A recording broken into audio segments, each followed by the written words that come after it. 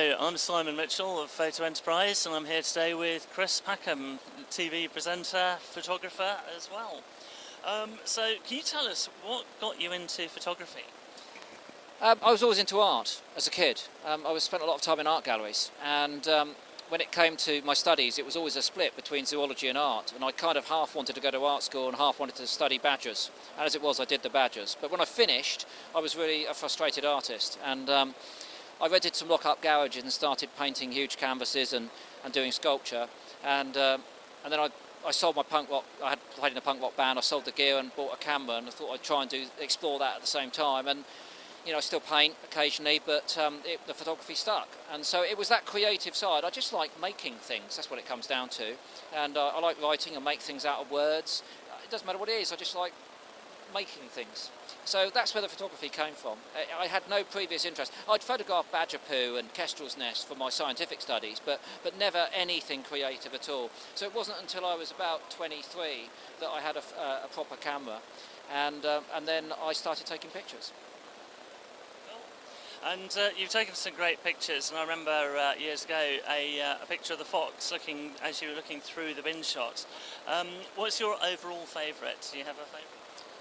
Not of my own work, I've got to say. I've always been ruthlessly critical of my own work and always dissatisfied by it. I mean, I try hard. I always try my absolute hardest. I mean, I go into a zone when I'm taking photographs. Occasionally, my stepdaughter and my partners, come with me on a shoot, and it's a bit of a waste of time, really. I'm almost impossible to communicate with when I'm taking pictures. I just concentrate on that one thing, so I really work very hard. But I haven't got any of my own, not a single picture of my own on the wall at home, nor would I put one up. I don't have any that I want to see like that often. I have other people's work, and I really enjoy looking at other people's photographs, but no, none of my own. I mean, sometimes I think that my photographs have got better, and even if I'm working on a project, I'll notice that sometimes they tend to start off okay, and then they get better, and then they start to fade off at the end. You get to a point in a shoot, I think, or a series of shoots where you've kind of got there, and after that you're struggling. So I can see improvement, but no, nothing on the wall.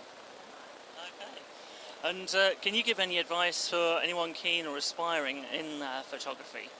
Yeah, I mean, I think my advice would be ruthlessly critical of your work, because only by understanding what you're doing wrong will you be able to put it right.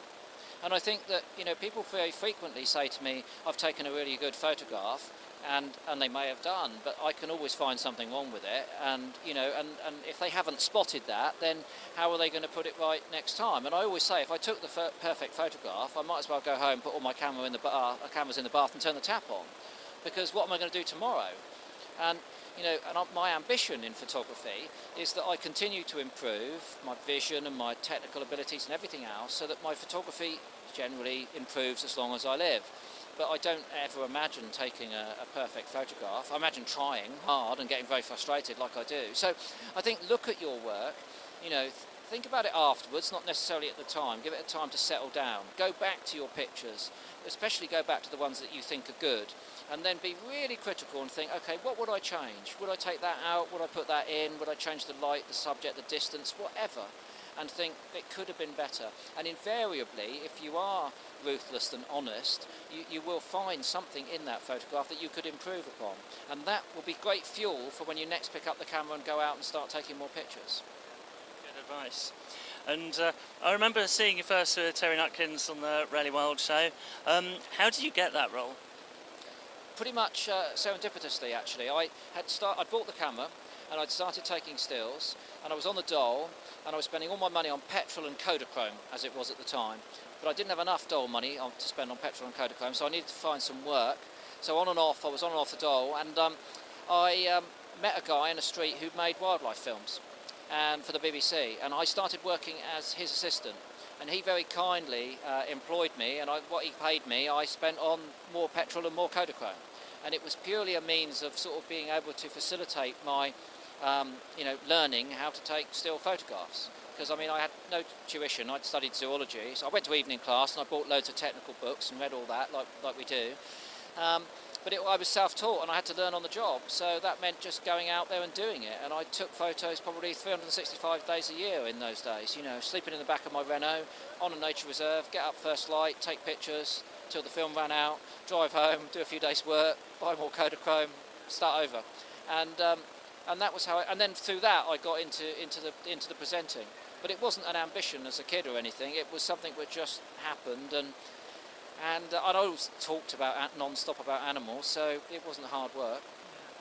Fantastic. And as someone with a passion for the environment, what message would you give out to people? That you can make a difference.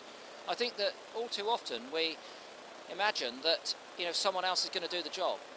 You know, the RSPB, the Wildlife Trust, the Wildfowl and Wetland Trust, Butterfly Conservation, no matter what your wildlife bent is, or your environmental bent, you know, Greenpeace, Friends of the Earth, could be any of them. They don't have enough resources. You know, they do their very best and they're very capable and they do great things, but all of us can do our own small bit, and when you add it all together it makes a big bit. So empower yourself to know that you can make a difference, even in very simple, humble ways. Feed the birds in your garden, put up bird boxes, it makes a difference. Allow a bit of your garden, if you're lucky enough to have one, to go wild, so, you know, butterflies can move in. It makes a difference. So don't think that everyone else is fixing the planet. We've got to fix the planet, and we certainly can't rely on our politicians to fix it at the moment. So, you know, it's down to us to stop moaning about it and get on with it ourselves. So that would be my message. You know, caring is not enough. Action is what is required. And my mantra is always to try and take the next best photograph, always looking to improve. Do you have a mantra that drives you? Yeah, I mean, I try to overcome familiarity breeding contempt. So I like to work on subjects which most people would ignore because they're treading over them in their garden. And I think that, you know, there is a beautiful photograph to be made from a woodlouse, from a grey squirrel. And at the moment I'm working with blue tits, and I photograph them from my kitchen window, and I build lots of sets, but they come to my garden every day, they're accessible, they're relatively biddable, they come to the bird feeders so I can control them within reason. And this means that if I mess up or I want to try harder, I can do it the next day with virtually no expense. It's not like you're photographing polar bears in the Arctic or something else in a desert somewhere. They're on your doorstep. So for me, it's always about trying to make something every day more beautiful than most people can see it. And yet the beauty's always there. It's just that it's slipping past them. So that's what my project's about. And as soon as I finish a project, I'm always thinking, what can I do next? And I'm never drawn to the glamorous, I'm afraid. You'll never see me booking a holiday to Africa. It's going to be something, you know, which is accessible, and either in France where I spend time or in the UK, and which I can repeatedly go to, which most people ignore. So in recent years I've been photographing or trying to photograph pond skaters. And pond skaters are very unphotogenic animals, and behaviourally they are pretty damn tricky, and certainly technically when it comes to the photography. So that's why no one's ever done it, and I'm trying to rise to the challenge. They're driving me to distraction, I've got to say. Well, I've got a few images. Oh yeah, good luck with that. And can you tell me, you probably haven't, have you got a favourite photo that you've taken? Yeah, but they're all personal ones, you know. I've got a picture of my dad sat in a Supermarine Spitfire wearing a flying helmet. He flew the Spitfire on one occasion, on one sunny afternoon in 1990. And I ran up when the aircraft landed and I took a photograph of him sat in the cockpit. And I have that picture on my shelf, and that's, of all the photographs I've taken, that's my favourite photograph. Fantastic, a nice personal touch. So to work in photography, do you have any advice to anyone wanting to be a professional photographer? Yeah, I get used to the fact that it's going to be really hard work. I mean, I'm not a professional photographer. I make my living from television, writing, photography, doing talks, so on and so forth. So it's part of a portfolio of things that I do. I know one or two professional photographers, and they are amongst the hardest working people that I know. They go out, they shoot, they self-finance those shoots, and then they have to do something. They market their photographs sometimes, they produce their own books, they write those books, then they go out and give talks and they sell those books. And I'm in awe of their energy and their drive, to maintain their passion to be an independent professional photographer. So in that sense, I know that it's really, really hard work, and it's got harder. Agencies aren't paying, the way that they used to anymore, and it really is about, producing books, giving talks, and all of those sorts of things. So, Yeah, come up with your own niche, make sure your photographs are unique, do something that no one else is doing so that people are interested in your work or enjoy your work, and then if you want to make a profession out of it, you know, get an alarm clock because you're going to need to be up before most of us are. Great advice. And finally, you use a lot of great gear on things like Springwatch. Do you ever get a chance to use it yourself out of hours? I wish. No, the BBC, we hire most of our equipment in for our programmes now. The BBC doesn't own the equipment, as it were. And as it's hired, generally the minute it's finished being used, very obviously it goes straight back. But no, I do. I sit salivating at some of the technical gear that we have.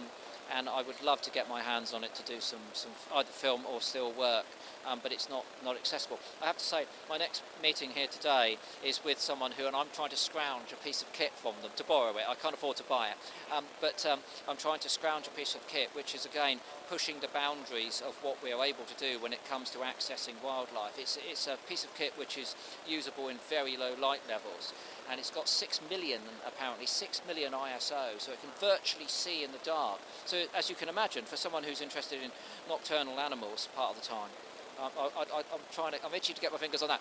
And if they do loan it to me, then that means that in turn I'll be loaning it to the BBC, but some of the time I'll be using it myself. Fantastic. Well, the best of luck with that. And thank you very much. Thank you very much indeed. Thank you.